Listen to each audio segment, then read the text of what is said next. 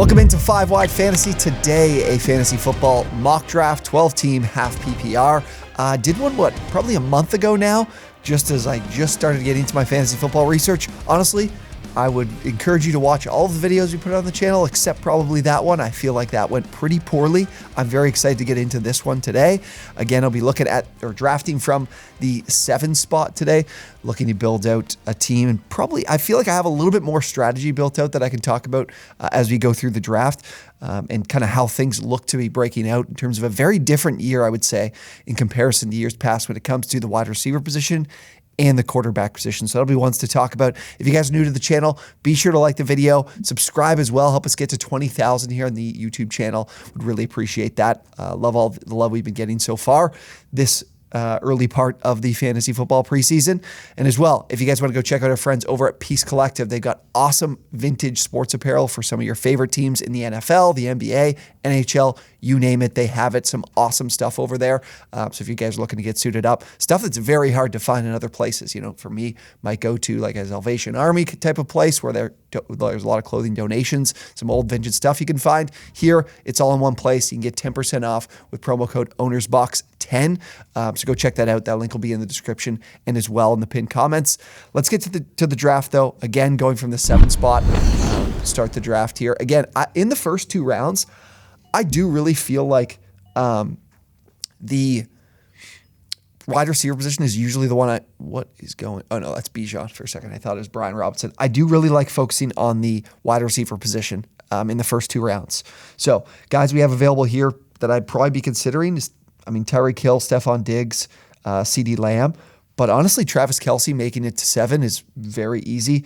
I'm looking forward to eventually, would love to have some of you guys in here with us doing these drafts. That way we get things a little bit more realistic, because I do find that these sleeper mock drafts are a good way to get your feet wet, but I don't see Travis Kelce making it this far in a lot of drafts.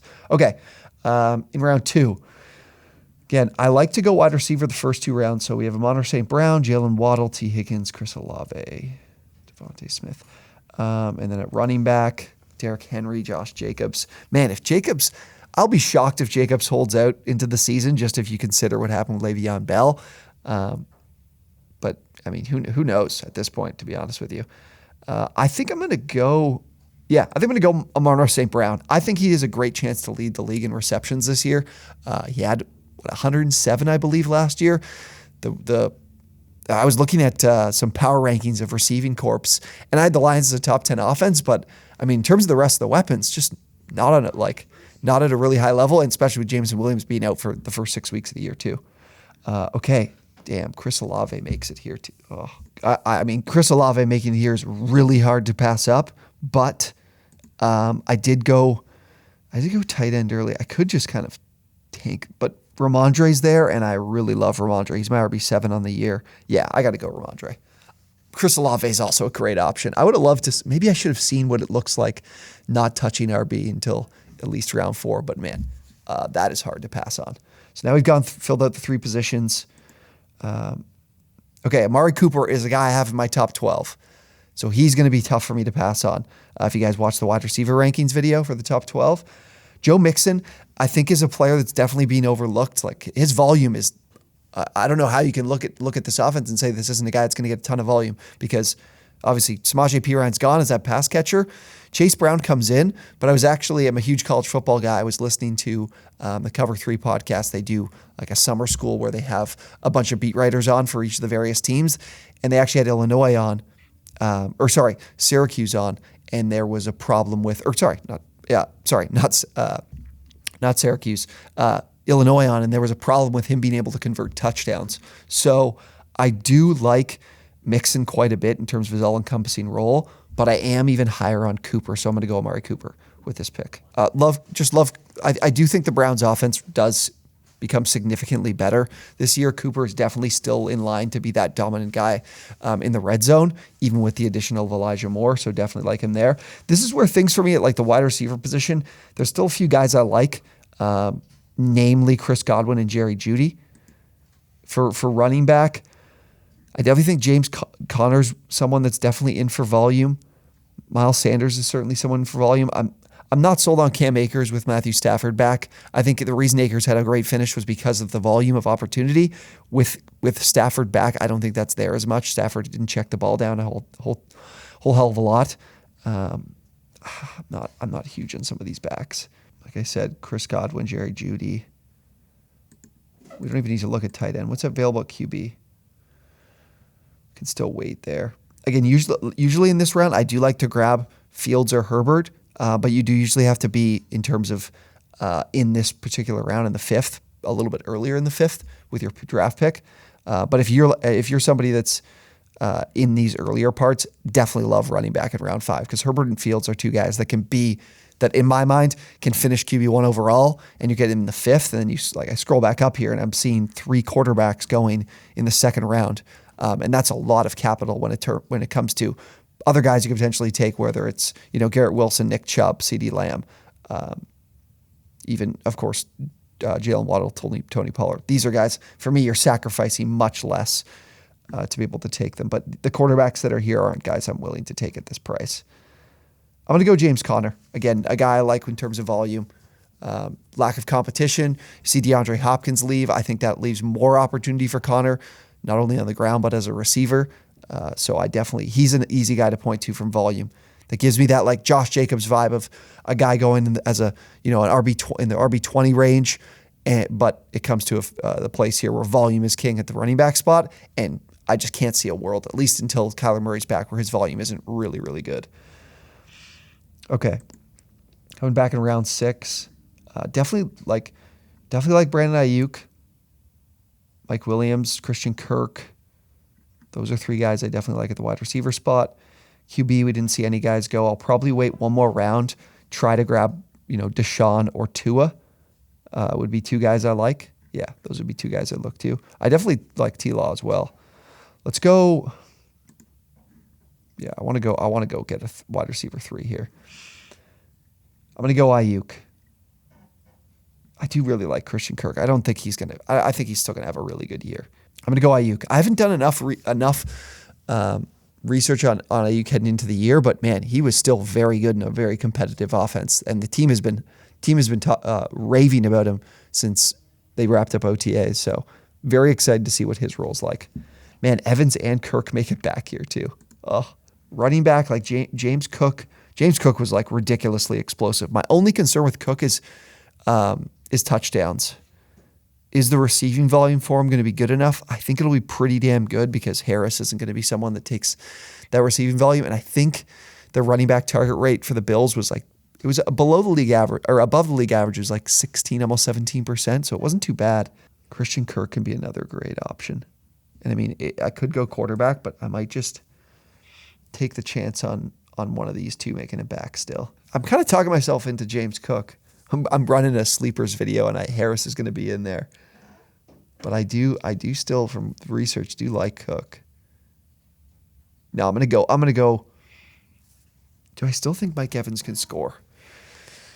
I'll go Christian Kirk. I still think the slot role is just way too valuable in this Jags offense. I know Ridley's coming in, but I think Kirk's being disrespected a whole hell of a lot for what he did last year. Okay. QBs make it back to me. Man, if Tua's healthy, led the league in yards per attempt last year. This offense, I still like. They add Devon Achane, but I don't think that's to help them run the ball better. They didn't run the ball all that efficiently. They threw the ball at a pretty high rate, one of the higher rates in the league, because they have so many players that can just be explosive after the catch in Hill and Waddle. The Watson Cooper stack would not be bad either. Yeah, I'm going to go Deshaun. I think there's just higher upside with Deshaun. James Cook still makes it back. That is way too... Yeah, no. James Cook making it back all the way to this round is way too hard to pass up, so I'm going to take him. And there's the running back run too. QJ. Okay, oh my God, Deshaun Watson makes it back? No, he doesn't. Okay. Since Tua is still there, wide receiver wise, I like Zay Flowers. I think he would be the guy I'd go with a wide receiver. I wouldn't go Elijah Moore because I have Amari Cooper. I'm not taking the chance on Cortland Sutton. I definitely think Sean Payton's going to dumb this offense down a little bit and have, we're going to have our version of slant boy in Jerry Jeudy. So I'm not high on Sutton because that deep ball from Russell Wilson fell off a cliff. Yeah, so I'm gonna go Tua. I think this is a great spot to get Tua in the 9th. Okay, we see Dalton Schultz would be a great price there in the 9th as well. So I've got, what do I got? 3 running backs. I've got 4 wide receivers, my quarterback and my tight end. So these rest of these rounds here can definitely take like some flyers on guys at these other spots. The Romeo Doubs hype in, I don't know if you guys been seeing that recently over the last week or so. Apparently it's this Romeo Doubs is Jordan Love's favorite target. And we're not even, there's no practice going on. So either they just, they met up for a workout and now it's assumed that he's his guy. I would assume is all that happened there. Zeke, Raheem Mostert, Roschon Johnson. There's just like there's not a lot in this round. I would definitely take Harris here if I didn't take James Cook. Elijah Mitchell makes for a good handcuff, who also saw like a good amount of inside the 20 opportunities last year. Like they would have CMC between the 20s, then they pull him off the field, and Mitchell would get some valuable touches. Singletary could be a decent pass catching option for this Texans team that doesn't have a ton of great weapons. But man, Dameon Pierce was kind of a wrecking ball of sorts on the ground, so I don't know what Singletary's role will be there. Williams is really interesting. I'm comfortable with. Let's go. I'm going to take the flyer on Williams because I do feel comfortable about what I've built out so far, and he definitely is a player that's very explosive and much needed for the Lions. I mean, again, the tight end spot. Who knows what they kind of get production-wise there with Laporta coming in. And then the wide receivers, I mean, were like Marvin Jones and is it like Josh Reynolds? I'm trying to remember. But anyways, there's definitely room for, in this offense, scored a ton of points for him to be able to be productive. Elijah Mitchell makes it back. I mean, Nico Collins is like a great wide receiver sleeper in my mind. Tank Bigsby is someone I like as a potential touchdown, a guy that steals some touchdowns like that Damian Harris role from 2021. I mean, I don't know what I'm going to get from Adam Thielen. I really don't. Tyler Boyd makes for a decent wide receiver 3 option. Rondell Moore, great after the catch guy. How do they use him? Let's go Elijah Mitchell as that kind of handcuff with some ability to play on a week-to-week basis, potentially. Will depend on how they kind of build out his role in the offseason. Okay, Bigsby's back here too. I like that. Yeah, I'm gonna go Nico Collins though. I like Collins in an offense with weapons that just aren't all that competitive. Like I don't have any expectation that Robert Woods will be an impactful guy in stealing opportunities from Collins at this point. Just with the way that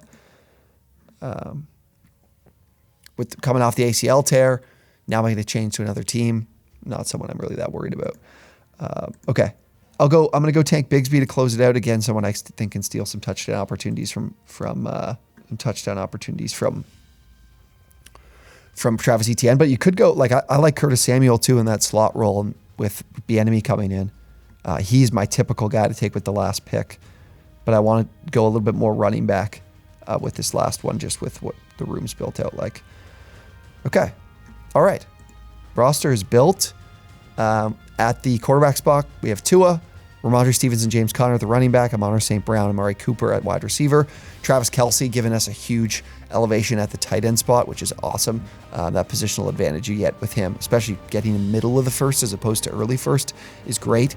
Ayuk and Christian Kirk in the flex, and then we've got James Cook, Elijah Mitchell, and Tank Bigsby on the bench at running back, and Jameson Williams and Nico Collins on the bench at wide receiver. All right, 13 rounds.